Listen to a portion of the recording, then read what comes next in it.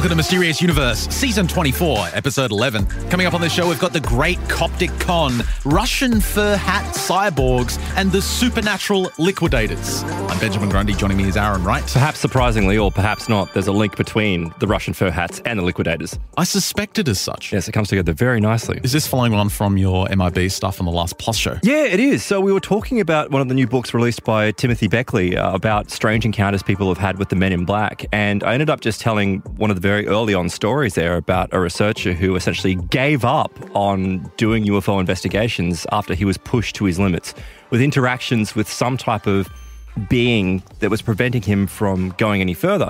And I ran out of time to go into some of the more unusual Men in Black encounters. So I'm going to go into that on our Plus extension today. Now, the Russian fur hat cyborgs, are they Russian fur hat cyborgs, or are they fur hat cyborgs? Are they fur hats that are cyborgs? Oh, I knew where that you're going happen with to that. be Russian? I always have to figure this out with your intros. Like, How? what is it? It's very clear. They're Russian hat cyborgs. You said Russian fur hat cyborgs. Yeah. The Russian fur hat cyborgs. I don't know what a hat cyborg is. No, you're right. I'll give you that one. They are cyborgs, allegedly, that are wearing Russian fur hats. Oh, I see. You know how Men in Black, they really can't get it right. They don't understand what clothing they should be wearing. They're never in style. They're always 20 years behind. This is one of those cases. Well, I've got some Coptic scripts to read on this show. Oh, fantastic. Well, we'll settle in for that. I hope you've got 4 hours spare this evening. Yeah, you spent all day, I can't believe how long you've been here. You've been here from the first thing this morning, earlier than me. And yesterday. This is a huge amount of work you've done. Yesterday, I got to the end of the day. You said goodbye, I'm going home. And I'd been reading all day and I thought, this is great. This is an amazing story. I must be nearly finished. Like, I must be near the end. And I checked my Kindle because it says down the bottom the progress into the book. And it said 5%. I was 5% in and my heart dropped. Yeah, you did say to me this morning, this is probably one of the most dense things that you've ever covered. Easily. Okay. This is the new book from Ariel Sabar. It's called Veritas, a Harvard professor, a con, and the Gospel of Jesus' Wife. Oh, as in Mary Magdalene? Yes, Mary Magdalene, and it does kind of have a bit of a sense of the Dan Brown conspiracy side to it. But this is the academic version, which doesn't by any means say that it's boring. It's an incredible kind of mystery that you're unpacking from events that occurred in 2012. And Sabar does an incredible job because I have a big knowledge gap when it comes to biblical history. Yeah, we need to study Roberts. I've never really studied it. I've never kind of delved into theological history from the West. But fascinating, though. Yeah, Sabar does such a great job because he assumes that you're me and you don't know very much. Yeah, and right. he never assumes that the reader should know all this stuff. He stops and explains everything, whether it's a theological background or some kind of scientific angle on what's going on, or whether it's the historical stuff as well. So let me set the scene for you and you'll quickly see what kind of story this is. So it's September the 18th, 2012. And a group of international scholars are gathering in a building. It's across from the Vatican, and it's this really obscure academic conference on Egypt's earliest Christians. This week-long program looked like most of them from the years that had gone by. I think they do this conference every 4 years. It's kind of like the Olympics for historical Bible nerds. They just get together every 4 years. But by 7 p.m. that evening, the conference was in complete disarray. It was chaos because a senior Harvard University professor had gone up on stage. She was giving the final talk of the day, and she made this astonishing announcement. She had discovered an ancient scrap of papyrus with the power to convulse the Roman Catholic Church. The 58-year-old historian, she's a professor. Her name's Karen King. She's really well known in the field. Deeply respected figure in the field of biblical studies. And Harvard had just recently promoted her to its Hollis Professorship of Divinity. And she was also a best-selling author and TV commentator. So I take it that's a very high-level world position. expert, a world expert on this stuff.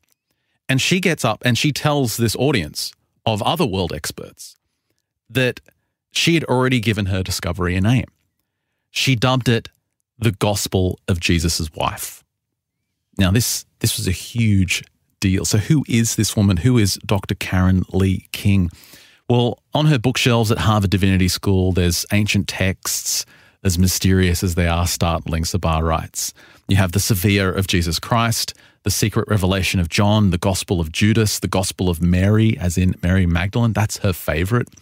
Now, these are the writings that you won't find in church-sanctioned literature. These are the banned texts. Oh, okay. The stuff that's been crapped on for centuries, right? This is the stuff that's been banned. They're called the heresies. For hundreds of years, Sabah writes, no one knew what became of them. But in the late 1800s, all these fragments started appearing. Papyrus was dug up that was showing traces of these scriptures. And they started to show up in antiquity shops all across Egypt. And the more pieces of these papyrus that were found in the desert, the more the official history of Christianity, the master story, as King calls it, began to look like a lie.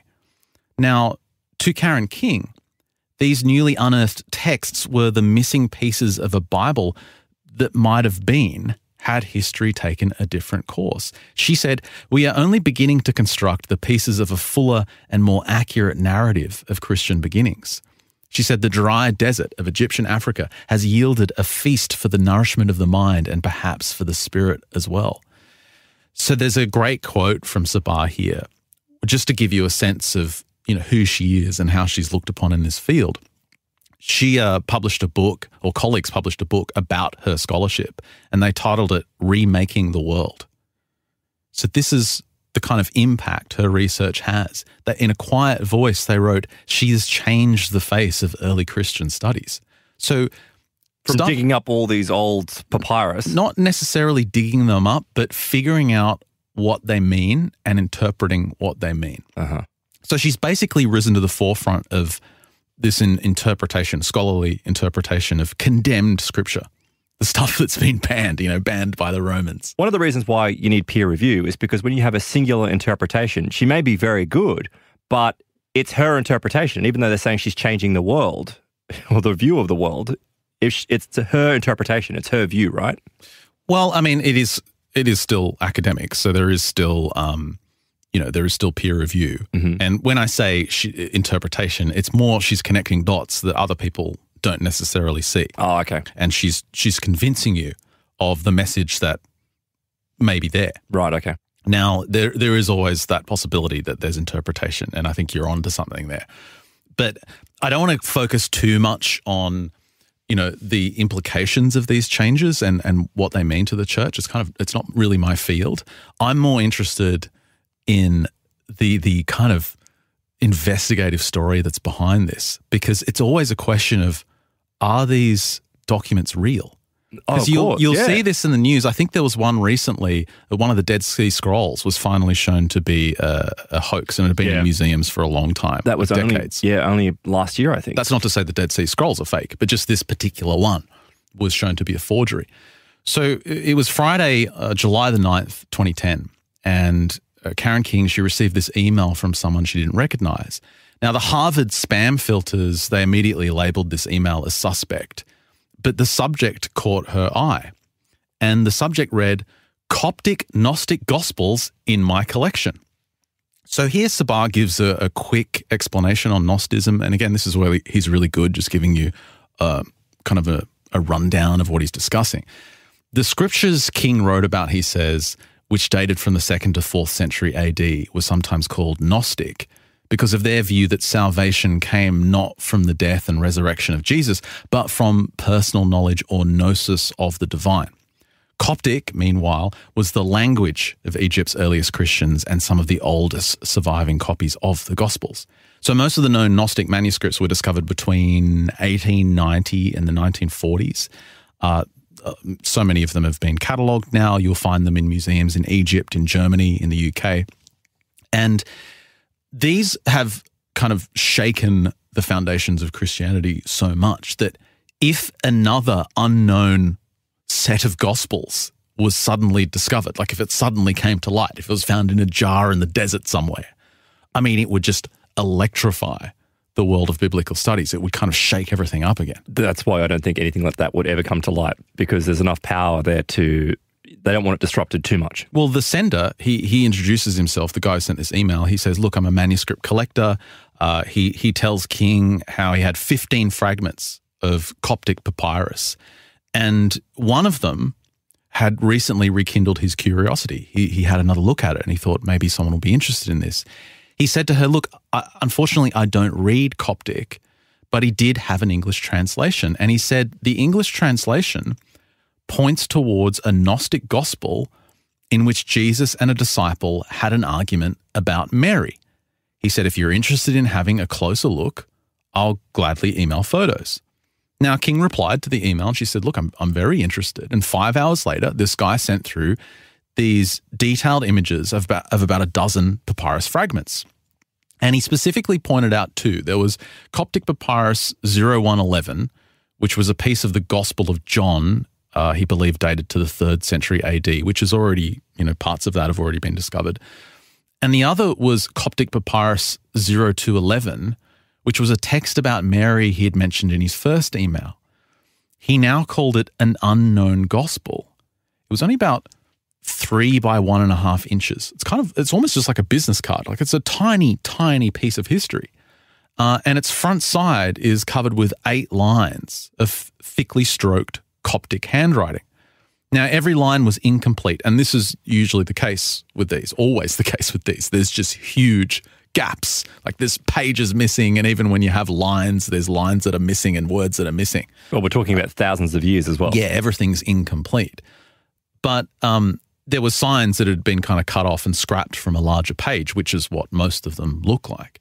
Now, King immediately recognized some of the words that were from the Gospel of Thomas. Other phrases smacked, though, of the Gospel of Mary, which was a 2nd century text that depicted Mary Magdalene as superior in Jesus' eyes to the male apostles. Now, Karen King was the world's foremost expert on the Gospel of Mary.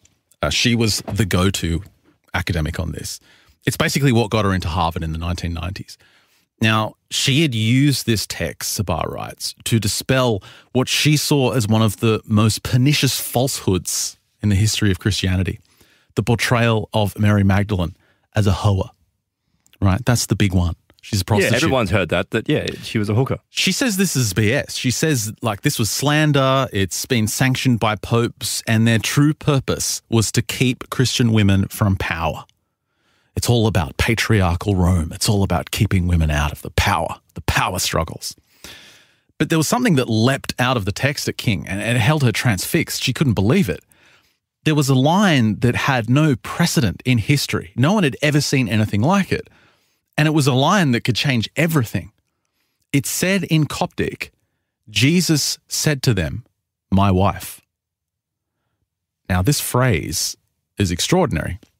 This is Dan Brown stuff. This is the idea that Mary Magdalene wasn't a hoe, but was Jesus' wife. Now, the surrounding words seem to have little doubt as well, because just before Jesus speaks, the disciples pose a question about the worthiness of a woman named Miriam or Mary. So it says, my wife, Jesus replies, she is able to be my disciple. Let wicked people swell up. As for me, I dwell with her in order to, and then the rest is lost. And she says it's like a portrait of Jesus, married, living with his wife, Mary Magdalene, cursing her detractors, unlike anything seen before in history. So you might be like me when I was reading this and just going, what's the big deal? Okay, so he had a wife. I've seen the movie. Like Tom Hanks was in it. Big deal. But no, the reason why this is so important, and Sabah explains that, for example, like the celibacy of the clergy, right, and the exclusion of women from the priesthood, it's all predicated on the idea of Jesus being a bachelor. Like that's where all that comes from. No. That's why priests don't take a wife, or they're meant to be celibate. All that stuff comes from that. So if that was overturned, if Jesus not only had a female disciple, but he was married to her and favored her, it changes everything. And it's an argument that it might explain why the church made her into a prostitute.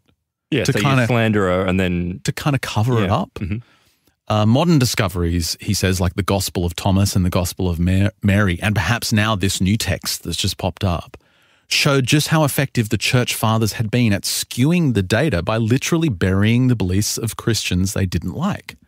Indeed, the sands of Egypt might have swallowed these forbidden scriptures forever were it not for the territorial ambitions of a 28-year-old French general.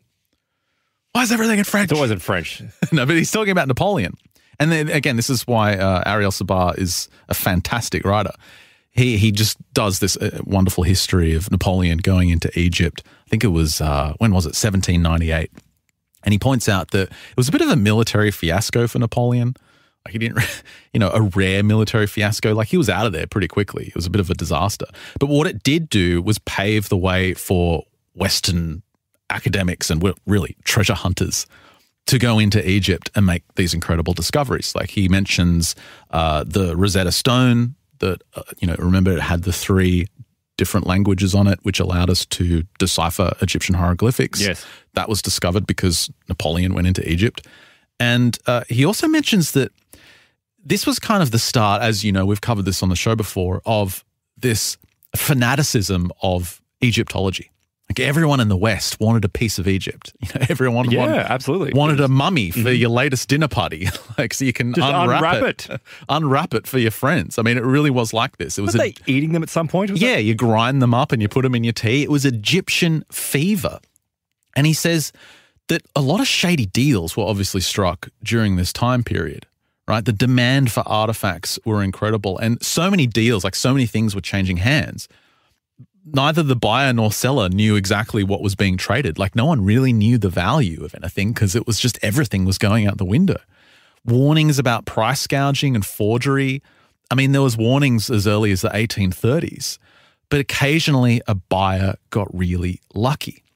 So in 1896, there was a German scholar named Karl Reinhardt, and he just walks into this antiquity shop in Cairo, looks at a couple of scarves or something, a couple of, trying to get a postcard, and a dealer takes out this codex and he shows it to Karl. It's a book, a Coptic papyri, and it claims that a fallah, a peasant, he claims a peasant had found it wrapped in feathers and it was stuffed into a wall niche in the city of Akhmim, which is 300 miles south of Cairo.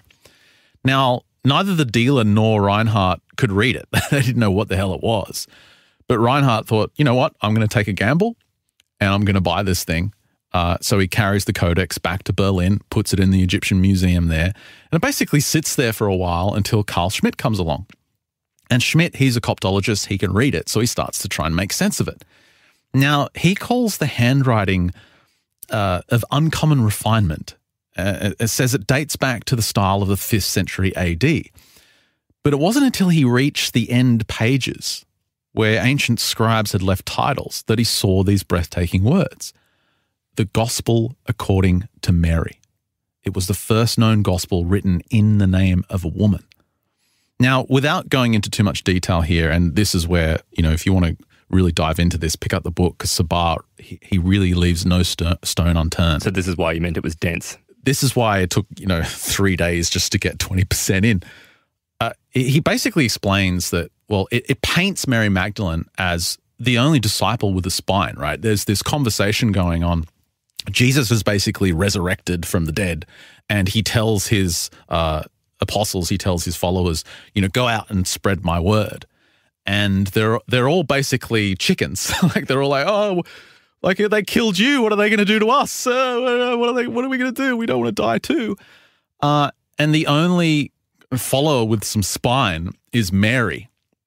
There's a bit of eye rolling going on in the studio on the other side of the table. What are you talking about? She's the only one with a spine, and she basically tells the other disciples that they're going to be protected by the Lord's grace. And there's this kind of argument that appears between them, and this is all in this text, where the Apostle Peter says, "Sister, we know that the Savior loved you more than all other women. Tell us the words of the Savior that you remember, the things you know that we don't, because we haven't heard them." Now that is really intriguing, because that suggests that JC actually had a favorite disciple and told Mary Magdalene secrets of his teachings that no one else knew. there's something that doesn't... The reason why I roll my eyes is in the context of what is going on in this disruptive world at the moment. Yeah, it kind of feels a little bit like... No, it's like a woman came in and, actually dealt with all the men and, down with the patriarchy. It's very new wave feminist. Yeah, very much so, yeah. But that doesn't mean it didn't happen. What this actually reminded me of, funnily enough, is Taoism. In what way? In how Jesus had the 12 apostles, the 12 disciples. This is just showing my mass disciples. Do you know what? I was just thinking, what happened to Jesus after he got resurrected? Yeah, my knowledge of biblical history is really bad. I need to look it up. But Jesus had his disciples, right? And there's this idea that in this Gospel of Mary, that he gave Mary Magdalene the real teachings, and everyone else just got the basic foundation, but she got the essence of the teachings. So she got MU plus, everyone else got MU. Yeah, basically, yeah. Got it. And this reminded me of Taoism because it's always said in Taoism that the Taoist master will have a bunch of disciples, but only one disciple receives the true teaching. Yeah. Everyone else gets knowledge and they get this foundational stuff, but there's only one disciple selected by the master due to their character or whatever. And only they get taught the real essence. So this isn't unheard of. This actually reminded me of, a faith on the other side of the world. But what it goes on to describe is this argument where they're basically arguing, they're throwing a jealous fit over Mary being favored by Jesus. That's why she got called a whore? Well, that could be a reason. And they're basically like, what are we supposed to listen to her? Did he choose her over us? And then Mary's like, oh, you think I'm a liar? It's this really kind of emotional back and forth in this ancient script. And then the disciple Levi puts an end to the quarrel. He reminds the men that only the Savior decides who can announce the good news. He says, for if the Savior made her worthy, who are you then for your part to reject her? Assuredly, the Saviour's knowledge of her is completely reliable. That is why he loved her more than us. And the gospel ends there with the disciples going out to spread the word. But it's also not that surprising when you think about it from a modern perspective of you telling your wife more than you tell your friends. Like that makes complete and absolute sense. I mean, yeah. You tell your partner everything. They're intimate. Yeah. Much more intimate than he was with Peter and everyone else. Yeah, so it makes perfect sense. I think you're right. It does make perfect sense. But obviously it throws everything into turmoil because it throws tradition into turmoil. It upsets the foundation of, 1,000+ years of more than that of tradition. And so instead of Peter being the faithful rock, he's the hothead. And now Mary is the only disciple steady enough with faith.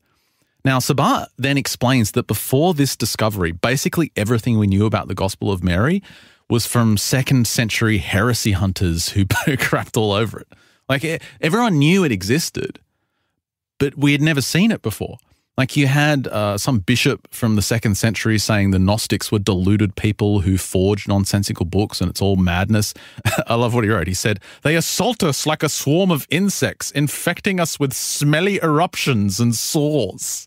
That's an insult for that time? Yes, I think smelly eruptions is a great insult. They are farters. We should bring that back. We actually should bring that back. Another bishop of the era said that Gnosticism deceived many silly women and defiled them. So it's this idea that only women were dumb enough to believe the Gospels. This is what they said in the 2nd century, and that's all we really knew until this German guy walked into a weird shop in Egypt and bought this thing. And all of a sudden, everything changed. So this discovery was a huge breakthrough. But he just happened to walk into a shop and he just happened to find this? Remember, that's the era. So much stuff was being dug up and there wasn't a demand for it before. But as soon as the West came in, it was like ka-ching. All of a sudden, this stuff is worth something. Yeah. So yeah, you might have 10,000 old scrolls that spoke about an order of, I don't know, papyrus 1,000 years ago, and it's meaningless to history. But then you just had these nuggets of gold that were amongst that.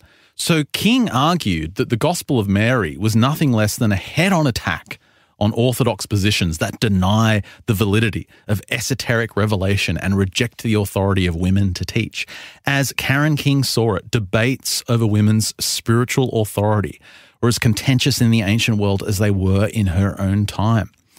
So back to this mysterious email. This is trying to paint a picture of why, if this guy's script is real, just how important it is and why she would want it so badly. Perfect opportunity just to completely miss there.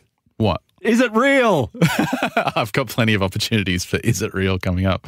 That is the question, though. Is it real? So you might be thinking, didn't Dan Brown do this years ago? And again, I want to reiterate from an academic perspective, it's very different. What Dan Brown based his fiction novel off has academically been shown to be based off mistranslations. That's as far as I know. Well, that's why I was questioning it, because when I say it's translations, it's interpretations, it's like there's been mistakes made in the past. And those are the mistakes. Yeah. So it's not like this has been done. This would be a revolution. So if this is the real deal, Karen King's obviously interested. So her email correspondent, this mysterious stranger, King spoke about him in August 2012 because Ariel Sabar started a story on this. He was writing a story for the Smithsonian, and he wanted to interview this guy. He said to her, look, I want to speak to him. I want to get the full story of where this came from and how he got it. But the man said he didn't want to be identified. That's what she told him. She said, look, he doesn't want to be found. He doesn't want to talk to you. So where this man lived, what he did for a living, his nationality, Karen King says she wasn't allowed to say. Now, she had no reason to suspect he was hiding anything. In her very first email to him, she had asked about the papyrus's provenance or, its history of ownership. And he was very quick to answer. He basically responded within a few hours. He claimed he had purchased his papyri from a German-American man in the 1990s. This German-American, in turn, had acquired them in communist East Germany in the 1960s. Where the document was before the 1960s, the guy that owned it now, he didn't seem to know. But few papyri, Sabar writes, even, those ones in museums can actually be traced back to the pile of dirt that it was pulled out of in Egypt. Like no one really knows. The most important thing that they found out was that it was in Western hands before the international restrictions came in the 1970 something. So basically anything before 1970, say, if you took it out of Egypt, it wasn't a problem legally to have it in your possession. After 1970, if you've got some artifact from Egypt, it's illegal because it's left the country's borders, without proper custody. But where was this? Was this in Egypt or was this in other countries? It came from Egypt. All this stuff comes from Egypt. So once you've already pulled it out, what difference does it make? Well, I'm saying it's right. If it was shown to have come from Egypt in, say, 1975, it would be illegal for him to have it today. Right, okay. Right, so that's the implication. So they were clear on that. And now Sabar actually points out how amazing it is that any of these documents survive at all. Like the Gospel of Mary, for example, 10 of its 19 pages, including the first 6 and middle 4, are completely gone, completely missing. The surviving 9 are strewn with, gaps and holes. You can barely read the thing. But enough remained for King to summon what she called a Christianity lost for almost 1,500 years. This is what she does. This is her thing of joining these dots. So the gapped English translation in the collector's, this original guy that had it, in his email to her in 2010, it was also a kind of riddle. Like it actually said, for my mother she gave to me, the disciples said to Jesus this, abdicate, Mary be worthy of you. Jesus said this to them, my wife, and she can become a disciple to me, and no man who is wicked is he. I exist within her because and her skill, unlike us just going, what? Is to go, well, actually, this says that Mary was the chief disciple and, Jesus was her lover. How did she get that? This is what she does. So the collector's hunch looked right, though. Remember in his initial email to her, he's like, I think this has something to do with Mary. The papyrus did appear to be this dispute between Jesus and the disciples and someone named Mary. But how could this collector, this random guy, have missed the translation's most striking line? Bros before hoes? No. You're close, Aaron. Why had his first email pointed to an argument about Mary instead of him pointing out the dynamite show-stopping line where Jesus says to them, my wife? Yeah, exactly. Why would he not mention that? But it didn't matter to her. The fragment distilled all the themes King found most compelling in the Gospel of Mary. It's like it was this missing link with all her other work that painted this picture of a Christianity that had been a lie for all these years. And now she had the pieces of the puzzle that would show the true story. It was this missing link. So she got to the end of this email and she was like, wow, this is obviously bullshit. She just stepped back and said, there's no way this is real. This is way too good to be true. I'm not buying this. And she basically said, thanks for your time. I'm too busy. She basically ignored it. 3 weeks later, she's in East Berlin for a conference with New Testament scholars. All right. It's, again, one of these nerdy get-togethers. And the presidential address at this conference is the female body as a social space in 1 Timothy. And I'm like, wait, is this Bible studies or lesbian dance theory? What is going on? What is going on? But what do you mean the female body is a social space? That sounds rather perverted. That's what the question I asked. The female body as a social space. Talk about respecting women. I wouldn't refer to a woman as a social space. No, it's like, it's just this vernacular that we see in the women's studies departments where nothing makes sense anymore, right? So it looks like it's infected theological studies as well. But basically the speaker suggested that women in ancient Christianity faced a double bind. The early Christian leader Marcion appointed female and male leaders, but ordered his followers to renounce marriage and sex. And the Apostle he encouraged women to marry and have children, but barred them from speaking, teaching, or leading. So what are women supposed to do? Like they have to make this choice, the church or marriage and a family. But the question that was asked in this speech was, why couldn't early Christian women be wives, mothers, and leaders? Why couldn't they be preachers as well? So the timing of this was incredible because Karen King is sitting there in the audience going, wait, that email from that random guy, that solves this issue. That's the other way. That basically shows that Jesus himself condoned that Mary can marry him and to spread the word as well and be a preacher. This is interesting because this fits into, far-reaching, scenarios that we've discussed before of how, you have these little synchronicities that pop up that kind of push you in a certain direction. That sounds like what's happened with her. Like this synchronicity's popped up, which is shoving her to go back to the email. You know what else is really strange? The day she's at that conference in Berlin, she gets another email from this guy. That's a weird coincidence. Just right out of the blue. And the author's going, did he know she was going to be there? You have to wonder. Was he in the audience? It's really starting to paint this intrigue of what's actually going on here. And he just writes this random email. Oh, since I haven't heard from you, I wanted to make sure that you received my email and the enclosed photos. And even she is thinking, is he at the conference? How did he know that this timing is perfect? But she still wasn't buying it. She sends a curt reply saying, oh, sorry, I looked at it, but it didn't really make sense. I wish you the best, find someone else basically in a really polite way. But he didn't give up.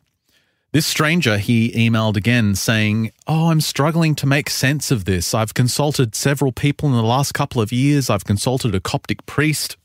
And his email included new photos, this time of modern documents. And he had a letter from a Berlin professor who had looked at the fragments in 1982.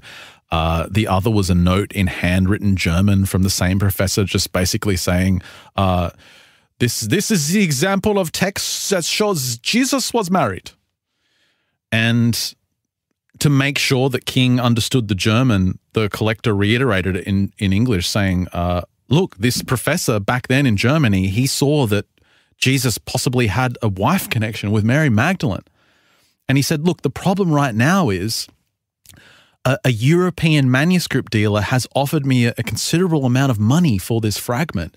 And since these Coptic fragments typically don't see that higher value, it's like a deal I can't refuse. And he says, look, I don't want to see this historical fragment of history lost to some private collection. I want to see it studied. I want to see it, in a museum, and I want to see a proper translation of this before I get all this money. How very noble of him, though. Yes, how virtuous of this strange individual. So he finishes by asking the question, look, does this translation make sense? Does the gospel make sense? And amazingly, she replies to him, and she's all in. She's reconsidered. She said, look, I did spend a bit more time on the gospel fragment, and I was able to make some real progress. And all of a sudden, she's offering to get a papyrological specialist to examine it. She's offering to publish it with a colleague from Princeton. She's offering that when it's published, it's not going to be lost to a private archive. And she says, look, I'm going to get the Harvard University Library collection to take care of it and put it next to other valuable fragments. And trust me, let's work together. And he must have been blown away, because he hasn't really received much of a reply from her. Now, the author Saber, he takes some time here to introduce some important experts in this story. And I'll just quickly hit some of these names so you know who I'm talking about later. The first one, and this is her colleague from Princeton, this is Anne-Marie Lewendik. Looks like a Polish name, from Princeton. She had a doctorate in theology. She was essentially a world expert on papyrus. And when she studied it, of what she could see in the photo at least, she was like, look, this looks real. She was talking about the way it's torn. She said, if you're a forger, you wouldn't do it that way. She said the sentence fragment was a bit problematic. Like Jesus said to them, my wife, and then it's like the sentence just ends. What if that's not the rest of this? Like, what if that's not the end of the sentence? What if he says, my wife is the church, or my wife is the land of Israel, or, something like that. But the abrupt break, this kind of convinced her as well, because she said this abrupt break in the sentence, if it was a forger or a trickster trying to, change the church in some way, why would they leave it as some kind of ambiguous Rorschach test? Because, if they really wanted to make change, they would be very explicit with the sentence. Well, but sometimes, it's better to be subversive than be explicit. Well, to make sure she hadn't overlooked anything, Karen King, she brings a photo of the papyrus to the Manhattan home of one of the world's greatest living papyrologists. Oh, my God. What's wrong with papyrologists? I'm thinking the technical term is giving it a pap smear. That's what's They do that also. They're experts on ancient Coptic scripts, and they do pap smears on the side. Papyrologists. But this guy is Roger Bagnall.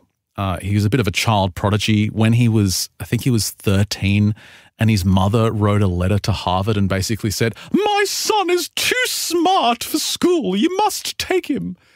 And the professor at Harvard actually wrote back and said, all right, send him up. And this 13-year-old kid got to hang out with this professor at Harvard and just, go through his library and absorb all this information. The guy was a child prodigy. And today, when papyrologists, when they look at these old, documents, right, generally they would, it was just kind of boring work. Like, they treated it as boring work. Let's catalog all these boring bits of paper that we have. But this guy looked at it in a different way. Like, for example, if he came across a 1700-year-old order for nails, it wasn't just an order for nails. This guy looked at it as like a window into an ancient economy. The way goods were transported across the Mediterranean. He looked at this order as, a window into hierarchies of working teams, or into what building materials they were using, the technologies, measurement systems. Like, the guy was a genius. And in October of 2011, he was running this, informal workshop in his home in New York. And a bunch of papyrologists were joined in this kind of dinner party setting. And there was Anne-Marie Lewendik, who was, the colleague of Karen King, who she'd shown the scroll to. And she hands him a thumb drive with the images of it to see what he thinks. And the room gets very quiet. Everyone's looking at this new discovery, and this master Bagnall is eyeing it closely. And immediately he can tell that the language is real. Like, it's an actual language. It's Coptic. A lot of fakes, it's just scribble and it doesn't mean anything. But there are problems. The handwriting made him suspicious. It didn't have the informal style that you would see like for an order for nails, but it wasn't like the beautifully proportioned script you would see in something sacred.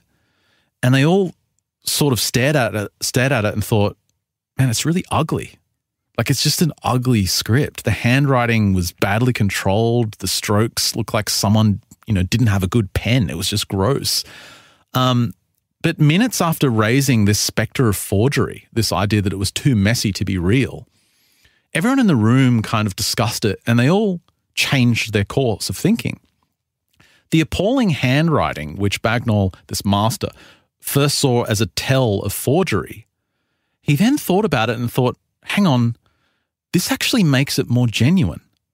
A forger, he decided, would have known to have better handwriting. He said that's one of the things that tells you it's real. A modern scribe wouldn't do that. A modern scribe, if they're trying to pass off a fake, would make it perfect. What kind of person would forge something that looked crappy?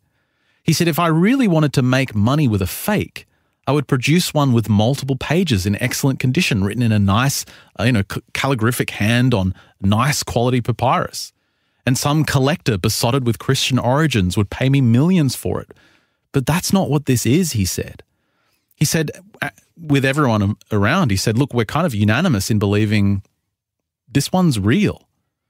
Now, it's a weird logic. A papyrus that looked like a clumsy fake was likely to be real. But if an actual forger had tried really hard to make it look nice, it was probably a fake. That's their logic. But could a forger have anticipated this? Could the forger have known that this would have been the reaction? I would have thought so. From these experts.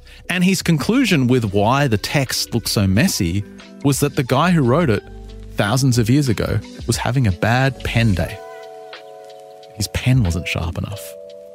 So whether this guy is onto something, whether this text is real, we'll start to explore after the break. And when we come back, we're going to find out how his character holds up to alleged forgery. You're listening to Mysterious Universe. Stay with us.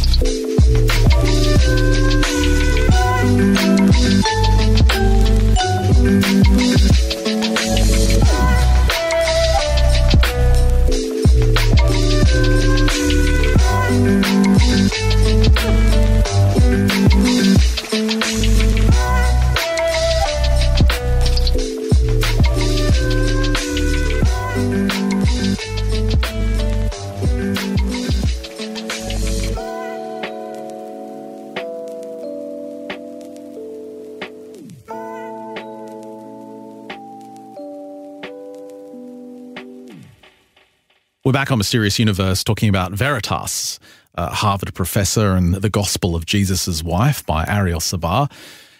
Incredible book, tons of detail. I'm trying to give you the highlights here, but just to kind of underwrite what an amazing investigator the author is, when this papyrus expert Bagnall finally examined it in person, because eventually this mysterious collector came to Harvard and gave it to Karen King.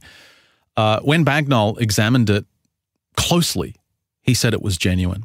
He stated that the world is not really crawling with crooked, papyrus forgers, because it would take an expert to make something so convincing.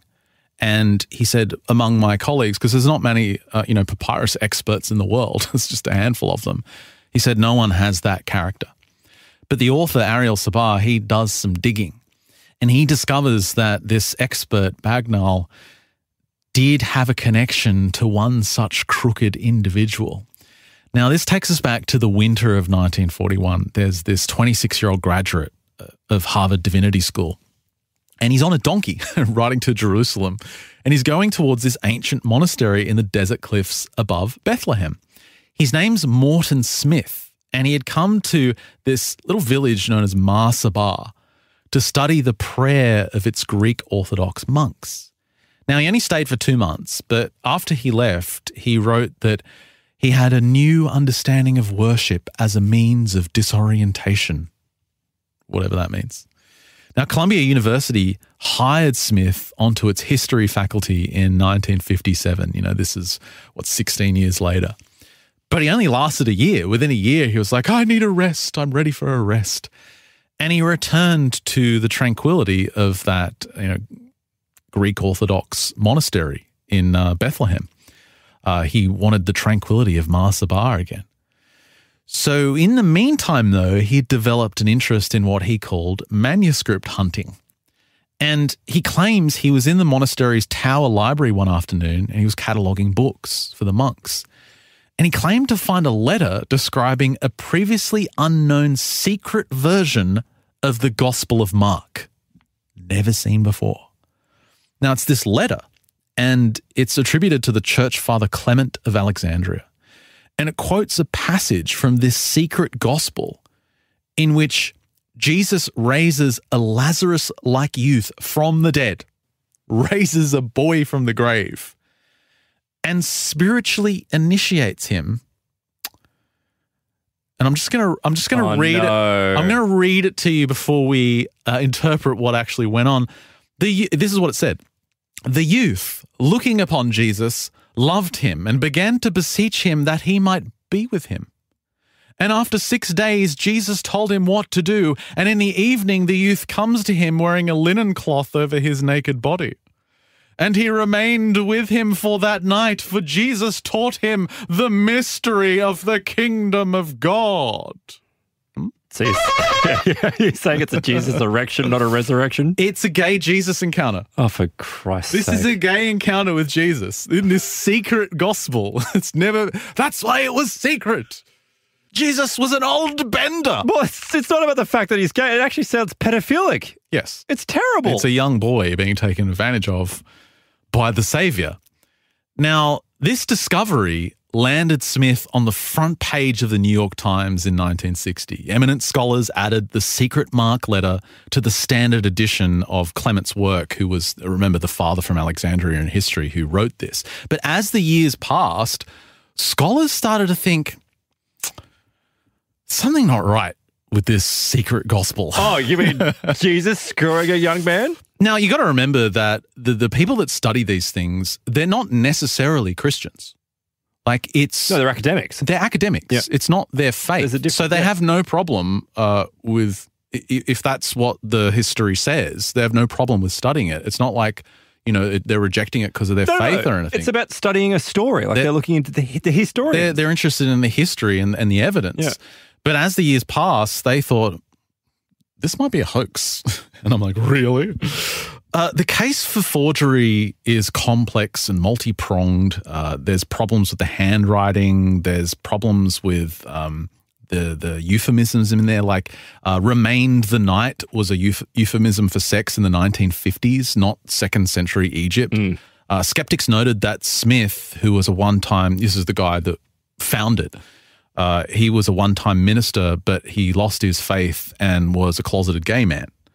So the idea is that he wanted to promote a gay Jesus who would save his followers' sin by rearing the donkey, sleeping with them. Which is a term that was used back in biblical times. And the naked boy's initiation, he wrote, represented the completion of the spiritual union by physical union. It's the androgyny. Now get this though, right? People finally figured out what this guy had done, the audacity of this hoax. There was a theologian and he was in this random bookstore in Detroit, right? Just searching for, a sci-fi novel to read in between his Bible sessions. And he stumbles across this 60-year-old novel. And the novel is called The Mystery of Mar Sabar. Now remember, Mar Sabar is the town in Bethlehem, or the monastery in Bethlehem, where this guy went, where he found this, lost gospel. And it's a work of fiction. It's a thriller novel. And it tells the story of a Nazi plot to undermine the Christian world by depositing a forgery inside a book in that Mar Sabar monastery. Oh, so obviously he must have read that and used it for inspiration. Yeah, and in this fiction novel, this Western scholar who is like Smith stumbles across this Greek manuscript as he prepares to depart the monastery. And there's the fictional scholar in the book, he tells his associates, the other two manuscripts need not concern us, but this one, gentlemen, it will change the history of the world, and mein Führer will love it. Because the Nazis knew if they revealed that JC was gay and sleeping with 15-year-old boys. Yeah, well, undermine Christianity. It would change the world, and the Nazis would have their own version of Christianity. The book was published in 1940, the year before Smith left for Bethlehem. It was a bestseller. He basically stole his hoax from a book about Nazis, a fiction novel about Nazis. So here's the thing, though. Many scholars, even those that were, in his camp who believed him, they now regard it as a ruse. The whole thing was a fake. They say it's the most outrageously successful inside job ever perpetrated in the modern field of early Christian studies, at least that we know of. But stranger still, when others asked Morton Smith to produce the book in which he had found the papyrus, like this is the real obvious one, he said, I don't have it anymore. This is the book that had this lost text in it. And he said, I just have photos of it. I don't have it anymore. How do you lose something so sacred, apparently? He just misplaced it. Now, Smith died in 1991, but he ordered his, the executor of his will to destroy all his correspondence. So all his letters were burnt, anything that could have definitively proven what he had done was destroyed. So even today, there's still people that, there's even books written about Christian history that have his story in it. That believe it's true. Yeah. It's people read it, and this is now part of Christian history for some people that believe his story. But the author of this book, Ariel Sabar, he did some digging and he realized that not all the letters of this guy were destroyed. And in 2002, Roger Bagnall, the papyrus expert who said that this new gospel of Jesus' wife is real, he had donated his own papers to Columbia's rare book and manuscript library. And in that folder of papers, there were all these letters between Morton Smith, the guy that made up the story of the gay Jesus sleeping with a 15-year-old, to Roger Bagnall. There were all these letters between the two of them. Now, when he was going through this, Sabar, the author, he said that in the fall of 1973, Bagnall, he had persuaded the university's library to buy a collection of old papyri. And they were the letters and records of a Roman army garrison in 2nd century Egypt, kind of standard stuff, right? And I think there was, 7 of them, but one of them, he said in his 1976 book, he said, one of them's fake and I didn't publish it. But in these letters between Morton Smith and Bagnall, Morton Smith was saying, you should have published that fake because it would have been instructive and amusing. And in these other letters, he's asking Bagnall, would there be anything in the writing or physical appearance that would have let you know it was a fake? Or, is your opinion mostly on the text being incomprehensible? So in these letters, you could tell that Smith was fishing for how this expert could figure out something was a forgery, which is quite clever smoking gun. But amazingly, in 2010, this expert, Bagnall, he published that missing, that 7th papyrus that he previously said was a fake. Why would he do that? Well, he said he was wrong 3 decades earlier. This isn't the one about Jesus. This is the one of those Roman ones, right? Yep. 6 of them are real, 1 of them was fake. He publishes the 7th one, and he realized that despite its ungainliness, the handwriting must have come from the 2nd or 3rd century AD. And when we read it, we get a sense of why he might have just said it was a fake in the 1960s. So basically, it's an anonymous speaker. We don't know who is saying this, but it's someone of uncertain gender who watches a man having sex with a barbarian woman and jealously offers him or herself in the woman's stead. Shall we read it? It feels like the Last Plus show all of a sudden. Yeah, it's just as filthy. Why are you crazily rocking a silent barbarian woman without pleasure? So that you can talk and laugh in front of me? Since I am willing, pal. Take me whatever you need. Can you stop grabbing your tits? I don't know if it's a man or a woman. I got to do some movement. Zim says, I'll give myself to you anally in a way that you don't know, by your head and in a strange way. If I hand over my limbs to sleep first. What are you doing? I don't know why you are searching for me. Fuck me so that I can feel it. No, that's the not, end. No. The end. Is that really in there? That's the translation from ancient Coptic. Dirty buggers. So obviously it is a fake. Like, that's not the vernacular for the time. Why do you think it's a fake? Because even that type of vernacular, that's not the way that people would have... I mean, I'm not a historian by any means, but I don't think that sounds... I love it that at the start he's like, what are you doing, this barbarian woman? Like, obviously she's not enjoying this. Step out of the way. So come and claim my ass. But you're right, though. It is weird because the rest of the papyrus, they were just like orders for wood and, you know, like, here's some nails we need and, you know, a new pair of shoes. And then in the middle of them, there's this just disgusting threesome. So, yeah, this is the kind of stuff that goes on with the translation of these things. But in the end, going back to Karen King, the magnitude of that day's events, you know, finally sinks in because when Bagnall had examined it in person, he concluded it was real, the handwriting was real, and she's just thinking, you know, we've got this. This is incredible. And he said it could probably be worth 6 figures, maybe more, or some evangelical might even pay millions in order to destroy it, which is a real possibility. Like, if this is showing that Jesus had a wife, you know, I'll buy it for 10 million and then they just burn it. But doesn't that also feel like an element of a scam? Because potentially they can make a lot of money out of it. Like, well, you got to follow the money. This is why this is such a good story. Like, is it real? Yeah. I should probably play the sound effect. I should probably find it. Is it real, fuckers? Is it real? Kind of loses its impact when it's not spontaneous. You know what, though? It's appropriate for the story. It is very appropriate because it is the question of this whole story. So the story skips ahead and Karen King is basically sitting in front of a documentary crew talking to cameras about this incredible discovery. She's saying it puts into greater question the assumption that Jesus wasn't married, which has equally no evidence. This means that the whole Catholic claim of a celibate priesthood based on Jesus' celibacy has no historical foundation. They always say this is the tradition, this is the tradition. Now we see that this alternative tradition has been silenced. Now, she expected fierce debates over her interpretations, but liberal or conservative, atheists or orthodox, everyone would have to reckon with the line at the very center of this papyrus, the phrase, Jesus said to them, my wife.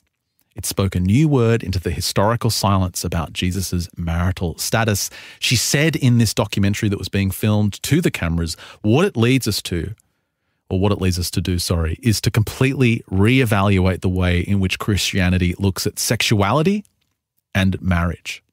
Now, at this stage, the Smithsonian is filming this documentary. Nobody but her, Roger Bagnall, and her colleague Anne-Marie at Princeton had seen it. No one else had seen it. She's already organized a documentary. She had already submitted an article to the Harvard Theological Review. Actually, she hadn't submitted it, so not a single editor had looked at it. And without anybody basically seeing the thing, she announces a trip to Rome because there's an upcoming conference, like one of these nerd conferences, and she's going to announce it to the world across the road from the Vatican. The balls on this woman. Can you imagine this? Right in front of the Pope's house, saying, oh, this is a lie. Well, there's an element, though, of it sounds like she's gotten very excited and she's kind of gotten ahead of herself. Because, like, as you said, you know, no one else has seen it.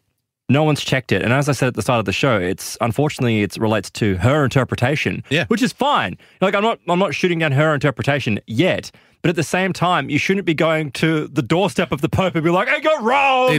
It's unbelievable. Yeah, it's like, unbelievable. And how quickly she just got a confirmation from some pals, and then she's organizing to go to the Vatican to announce this.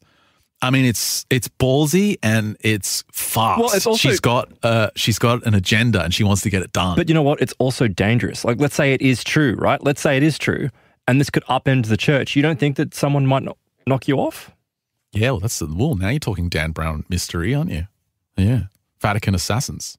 Who knows? Well, another strange kind of timing appeared at this stage. Just before she's about to head off to Rome and make this announcement, there's a email from the papyrus owner, because he's handed it over now. And he wants to donate the wife fragment to Harvard. This is an incredibly generous offer. He wants to donate this papyrus. But this is his conditions. He wants the university to shield him from journalists, and he wants the university to purchase the rest of his collection. Now, he said in the email, I kind of feel that this is eventually going to get out and everyone's going to start hounding me. He said, honestly, I don't feel like dealing with the Da Vinci crowd. I wouldn't mind donating it to Harvard, but only if you can fight off the reporters. And get this, he says, unfortunately, I'm not extremely wealthy like most other players in the game, so I can't just walk away from it all. And he starts to mention this similar scrap of papyrus that sold just that month for $490,000 to a proposed museum in Washington, D.C. Mm-hmm. And he basically spells it out. He's like, I want $500,000. Like, I'm donating the Jesus Has a Wife one to you, but you have to buy the rest of my collection for $500,000. And here we go. We start to see what might be motivating. Yeah. This so stuff. I'm like, $500,000, nice. So King replies on the afternoon of the same day. She says, I'm stunned and overwhelmed at your generous proposal. I'll take your proposal to my powers that be as soon as possible, and I hope they fully appreciate your offer.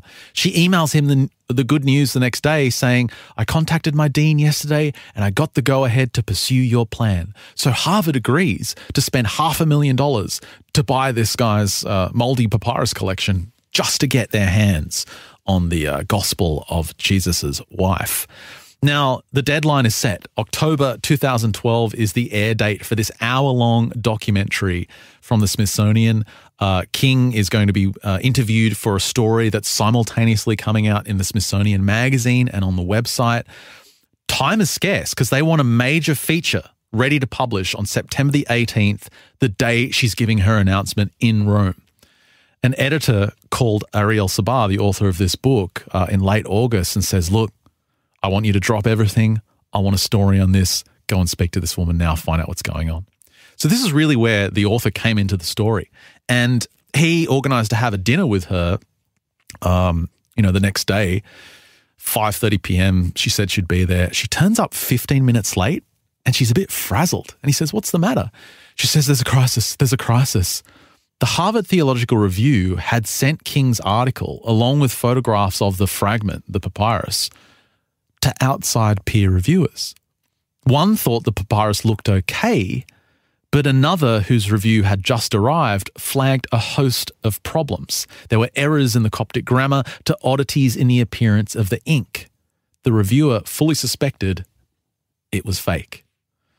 Now, the conference in Rome is just 2 weeks away, and the journal, she said, had planned to publish her big paper the following month. So Ariel's sitting down with her, the journalist, and says, look, what kind of level of authenticity do you need to get? Is 100%, 95%? And she says, well, look, 100% doesn't exist, but it's got to be way, way, way, way high. Like 50-50 destroys your career, basically. So she was worried. She says, I have zero interest in publishing anything that's a forgery, period. If it's a forgery, my career is over. Now, there was a third review, Sabah said. It had come in earlier, but she said, it doesn't count. I mean, the person just didn't do what would be needed. But Sabah started digging. He learned later that the reviewer had also deemed this papyrus as a likely fake. He said, I would also discover that the two unfavorable reviews had so unnerved the co-editors of the Harvard Theological Review that they had effectively rejected King's article. So what does she do? Is she going to cancel a trip to Rome? Hell no. And one question Ariel Sabah was asking her is, what about scientific analysis? Because just 6 years earlier, another gospel, like the Gospel of Judas, because you know how Judas betrayed Jesus? Apparently there was this gospel found that painted Judas in a totally different light. He was like the cool guy who didn't betray Jesus, as far as I know. That had scientific analysis done to it. Like they did electron microscopy and examined the ink and carbon dating and all that stuff, and it kind of cleared it. but she wasn't interested in any of that.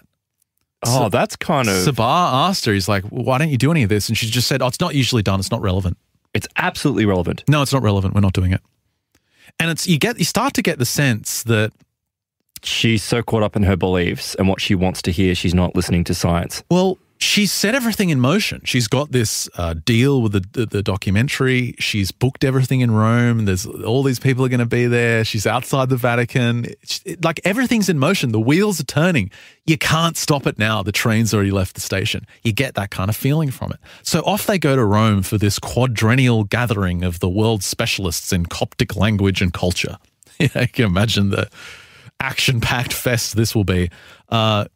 King doesn't really tell the organizers what her talk is going to be about. She just alludes to it being about family. It's just a discussion on family from the 2nd century AD, from a previously undiscovered papyrus. And the organizers are like, okay, well, you're Karen King, your name carries weight, whatever you want to do. So she's set to be the last speaker on this night of the conference.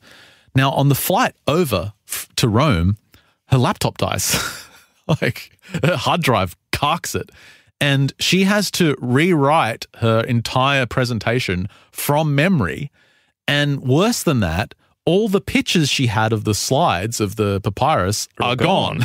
They're destroyed because they were on that laptop. So she finally gets on stage. She's rewritten her presentation, but she has no images. And she starts to go through the lines of the papyrus. She says, first of all, look, my focus, as those of you who know my work are aware, is primarily in interpretation and the significance of this fragment, and I want to spend most of the time today talking about that. As in, I don't want to talk about whether this is real. Is it real? I just want to talk about my interpretation of it. Well, then let's talk about your feelings while we're here. So she goes through the lines, not to me, my mother gave me life. The disciples said to Jesus, deny Mary is worthy of it. Jesus said to them, my wife, and everyone's like, like this, murmuring in rabble, brown tweed suits. Yeah. She is able to be my disciple is line 5. Line 6, let wicked people swell up. As for me, I dwell with her in order to unimage.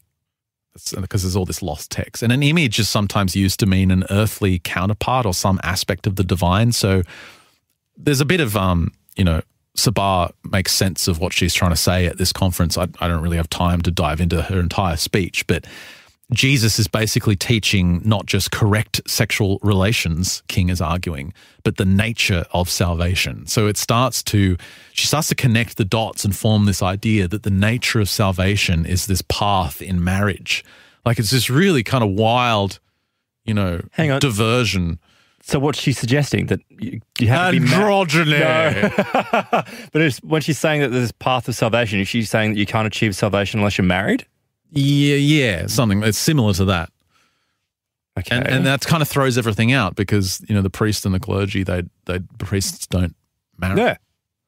So the crowd is aghast, like, outrageous. No, but it reminds me of like that idea of like some people have concerns, if a child dies, which is terrible, but if a child dies before it's baptized, that straight to hell. Yeah, that kind of thing. So does that, if applying that idea, does that mean if you're not married, then you're going to hell? Again, because of my knowledge gap and just how much detail is in this book, if you want answers to those questions, you've got to get it. You've got to read it. I'm trying to tell the story of what's behind this because as you can tell, something not quite right. And immediately all these hands are going up from everyone in the audience, all these specialists. See, these are the world's experts on this. There's a professor from Norway who has issue with the particular Coptic word that's being used. He's like, this is crazy that this word's here. We never see this word used. It doesn't make sense. Madeline Scapello, an expert on Gnosticism, she says that the papyrus could be part of Coptic homilies about the Virgin Mary. Like when he's talking about my wife, it's actually, it means something symbolic. It's not, he didn't have a wife. It's some kind of symbol. Alan Susway, a Romanian scholar of Coptic manuscripts, said, look, it can be anything. The line breaks off before identifying the wife. He could be saying, like, my wife is the church. And there's all these examples. In Ephesians, for example, Paul compares Jesus' relationship to the church to that of a husband to wife and urges husbands to love their wives as Christ loved the church. The book of Revelation, meanwhile, calls Jerusalem the wife of the Lamb being Jesus. So there's all these examples where saying my wife could mean something else. It doesn't necessarily mean, my spouse. Yeah. Now, the question and answer period had only just begun, and Ariel Sabah, the author of this book, he's in the audience. He's watching all this play out. And he said, there's a dozen hands still in the air. But Karen King sounded eager to get out of there. She wanted to leave. She said, we have to be out of here by 8 o'clock or they lock us in. And then enters Peter Funk. Now, he's standing at the back of the room. Wolf Peter Funk. He's a scholar at the University of Quebec, but he's a German guy, and he's one of the senior authorities on the Nag Hammadi Library. And he was known to have a bit of a gnarly disposition. Like he was a grumpy old man, basically, a grumpy old German guy. And he stands up at the back of the classroom, and everyone's like, everyone waits to see what Funk is going to say. And he just has this surly look on his face. He's like, I am dissatisfied. And you could see everyone's waiting on what he's going to say. You haven't shown us a picture. Why aren't you showing us a picture? And she kind of cucks in and says, the reason you're not being shown a picture is that my computer died on the plane over here. And there's like, wah! Everyone in the crowd, oh! Like you can imagine these Christian scholars getting rowdy, like they're throwing tomatoes, tits are being flashed. Not so sure about that last one, but and yeah, baby. The commotion erupts in the room and Funk looks furious. This is a major announcement, and all King had for her audience was a word processor printout with her transcription and translation. And for scholars of Coptic, it's all about the thing. You got to see it. Yeah. You got to see it so you can see if it's real. You want to see its authenticity. But here's where Sabah says, what's weird? There's no reason she couldn't have shown all these experts in the world the images.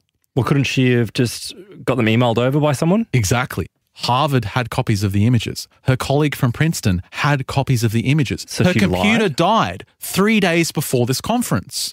Why did she not show anyone the images at the conference? Well, the fact that she didn't want any scientific analysis performed on the actual item itself is a red flag. And then now, you're right, I'm wondering, did she lie? Did she work it out? What is going on? Is she just too invested? She can't back out now. She's got to sell it. But surely, if you're an academic, then you know what? It doesn't happen these days. But if you're an academic, academic integrity is of the utmost importance. It's of the utmost importance. But it sounds like she's completely being driven now by this hypothesis she has. Well, during all this commotion, like one of the Italian guys in the audience is like, it's on the internet, it's on the internet. And everyone starts yelling out, I got it too, it's on the internet. Because remember, the Smithsonian had timed an article to go out just as her presentation was finishing. Oh. So it was just hitting the web as she was saying, I don't have the pictures. So they have the pictures. Everyone starts looking at the pictures. They're low-res web copies, but people can at least have a look. Yeah. And the German just goes and snatches like one of his colleagues' laptops and he just buries his head in it, starts looking at it. And he's like, 99999. Nothing proves this is part of a real literary gospel. 999. And he was apparently furious, this guy. He was very, very angry. And the talk ended with 23 minutes to spare. And she just strode out the door with her husband. She was out of there. She was like, I got to go. Bye. What, in shame or? No, she just very quickly packed up a laptop and left. So not answering any questions.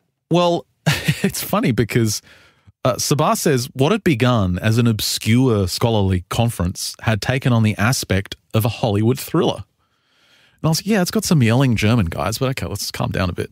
But yeah, it's getting kind of interesting. Now, Sabah, again, he was there in the audience and he followed King.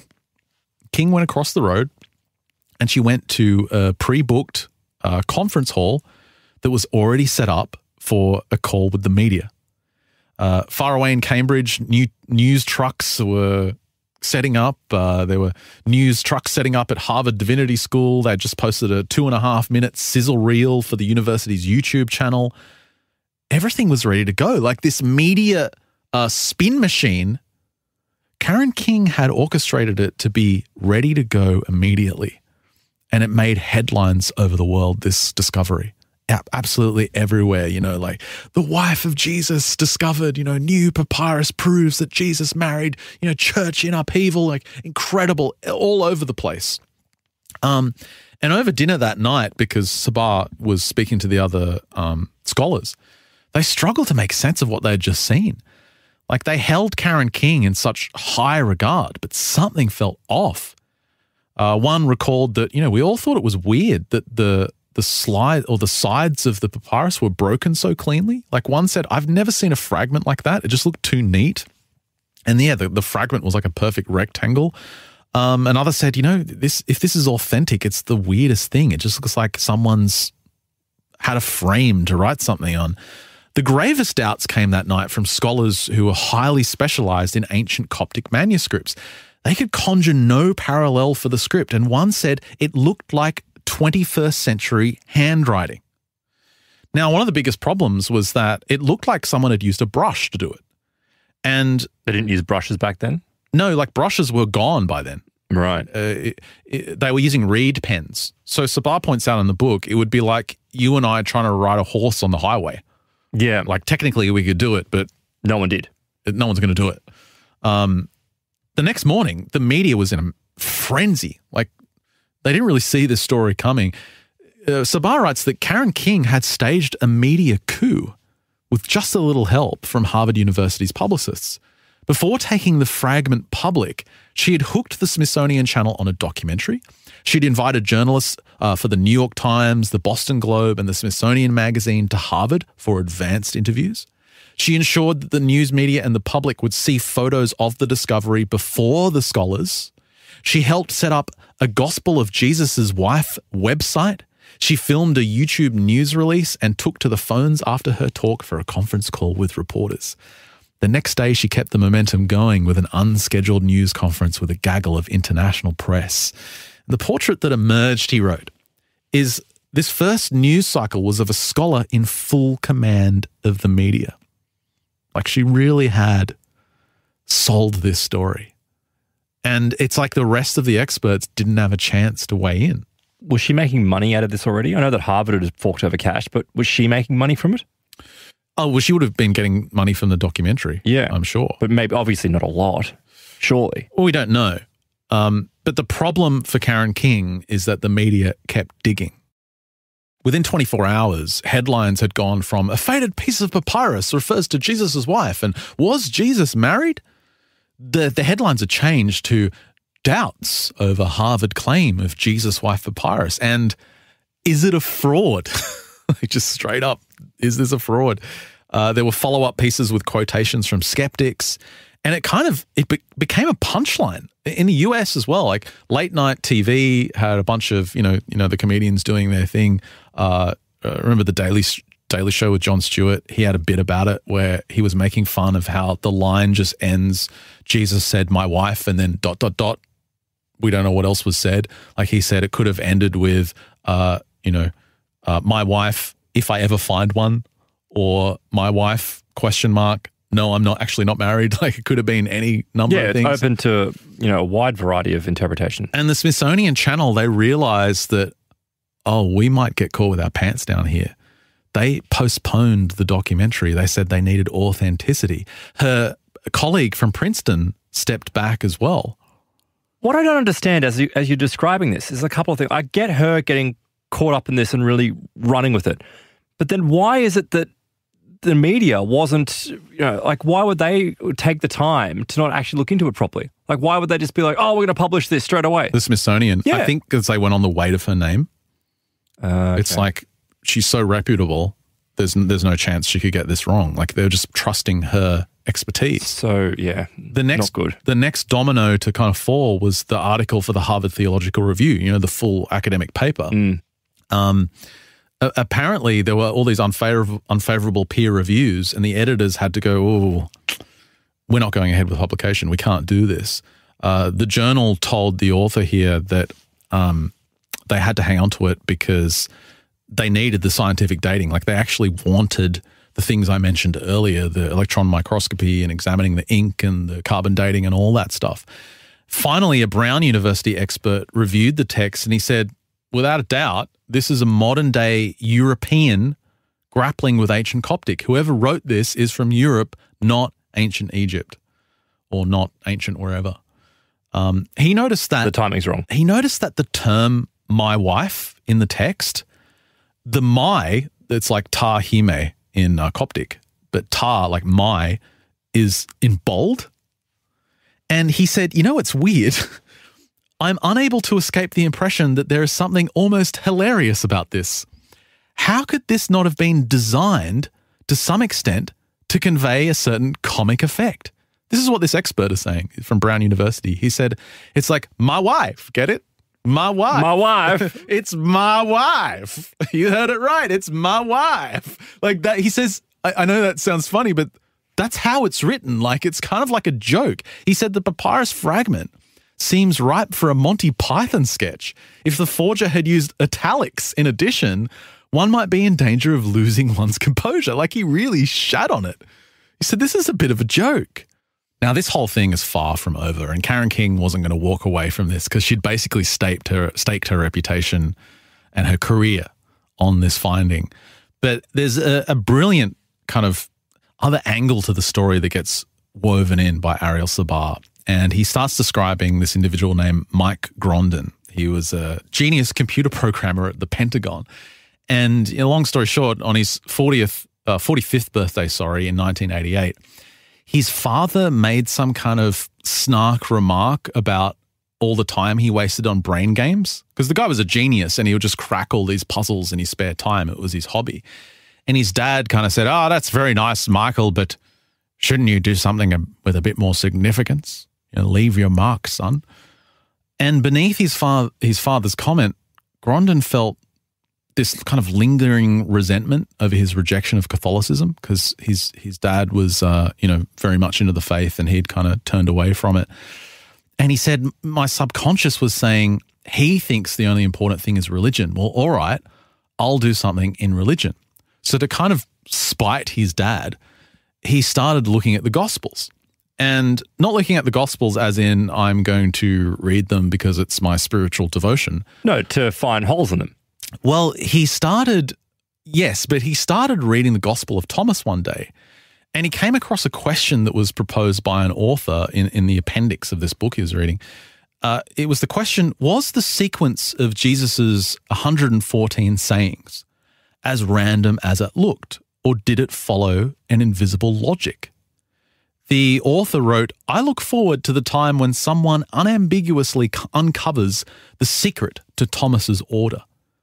So the suggestion was there was a kind of puzzle in the gospel. There was a hidden code.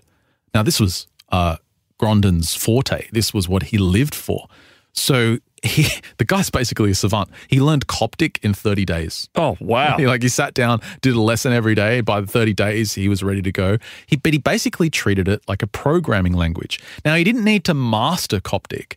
He needed to know just enough to convert Thomas's Coptic from the gospel into a searchable database, right?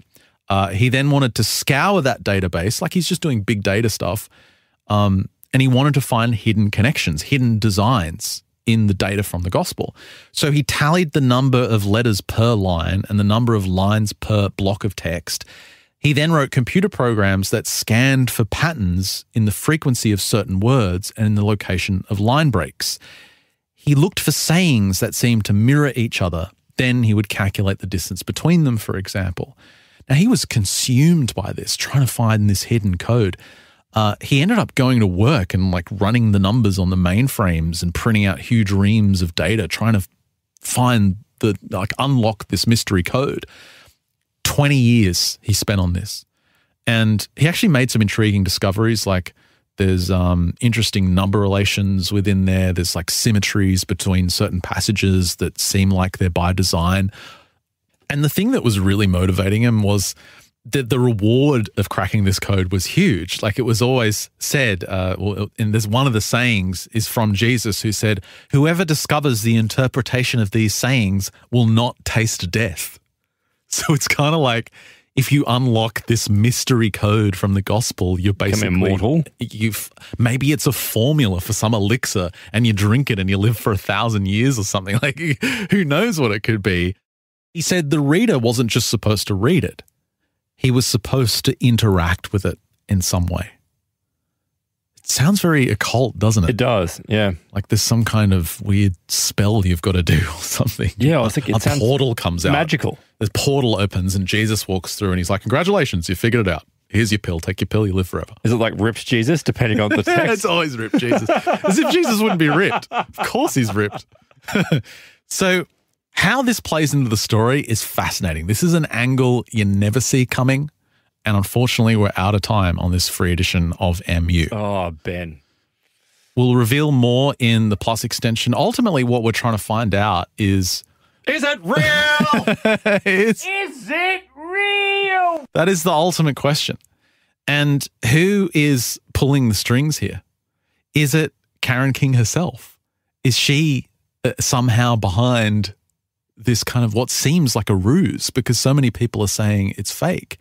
Why would you throw your career away, though? Great question. Are we going to see the scientific data prove everyone wrong?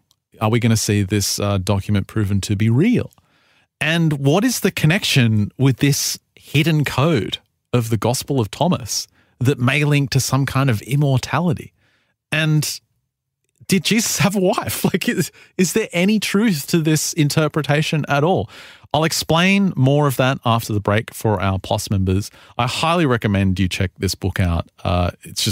It's mind-blowing where this ends up going. Veritas, a Harvard professor, A Con Man and the Gospel of Jesus' Wife by Ariel Sabar. It's available now. And of course, after the break, if you're a Plus member, we've got the hat cyborgs. And the silencers. And what happens, silences? It's basically they're men in black, but it's the intelligence, the greater intelligence behind the men in black that are hell-bent on knocking off UFO researchers, UFO witnesses. Anyone that tries to get involved or gets too deep within UFO research dies in very mysterious circumstances, including suitcases, and thrown into a river. That happens in many, many cases, 127 cases at least of unexplained deaths in the last 50 years. Really? Anyone involved in UFO research. Shoot themselves in the back of the head 3 times? That kind of stuff, yeah. Strange cancers. Bodybuilding accident? Accidents, exactly. Barbells falling on people. Very, very odd and unusual Suicides. stuff. Mm-hmm. So that's all coming up in the Plus extension. All that's on Plus. Head to mysteriousuniverse.org/plus for all the details. It gets you access to the big extensions we do every single Friday. And if you're a Plus member, you know the drill. You get an exclusive show every single Tuesday. There's an exclusive season running parallel with our regular shows that come out on Fridays. Also, if you sign up for Plus, you get a higher bitrate feed of the show. You get a higher quality sounding audio version of the show. You also get a totally ad-free version of the podcast, and you get the features of our apps unlocked as well, and discounts off the digital products in our store. So that means all the back catalogue as well. Make sure you check it out. $9 a month. Help support your favorite show. mysteriousuniverse.org/plus. If you're on Plus, stick around for more mystery behind this Coptic text after the break. And for everyone else, thanks for listening. We'll catch you next week.